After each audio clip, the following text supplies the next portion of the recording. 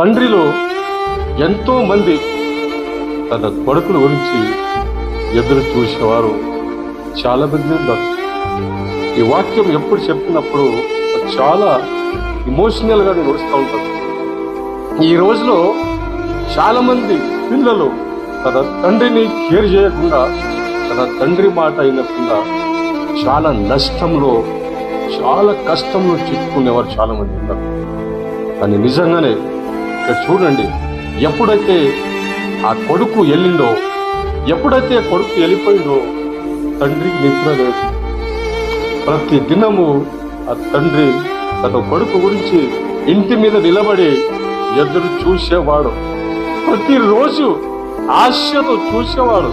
ఈరోజు దేవుడు మాకు చూస్తూ ఉన్నాడు. నా కొడుకు ఎప్పుడు నా దగ్గరికి వస్తాడా, ఎప్పుడు నన్ను చూస్తాడా, ఎప్పుడు నన్ను పిలుస్తాడని దేవుడు చూస్తూ ఉన్నాడు.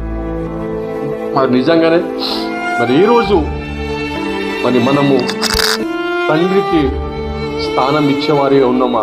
ఒక్కసారి మనమే గుర్తుంచుకోవాలా. ఒకసారి కిందికి వెళ్తే, ఎప్పుడైతే తన తండ్రి దగ్గర వెళ్తున్నాడో దూరం నుంచి తన తండ్రి ఇంటి మీద నిలబడి చూస్తూ ఉన్నాడు. ఎప్పుడైతే తన కొడుకు వస్తూ ఉన్నాడో ప్రతిరోజు నిలబడి, చాలాసేపు నిలబడి చూసేవాడు. నా కొడుకు వస్తాడు. అంత ప్రేమ. తండ్రి అంటే చాలా ప్రేమ ఉంటుందండి.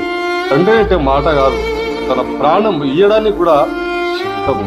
అందుకే యేసు ప్రభు అంటున్నారు, మా గురించి ప్రాణం ఇచ్చిన తండ్రి దేవుడు యేసు ప్రభు గారు. మనం గుర్తించలేమండి, మనం దేవుని దగ్గర ఉంటాం లేడు. దేవుని ఒక ప్రేమ మనలో లేదు. అయినప్పుడు కూడా దేవుడు ఎల్లప్పుడూ చూస్తూనే ఉన్నాడు. అలాగా తండ్రి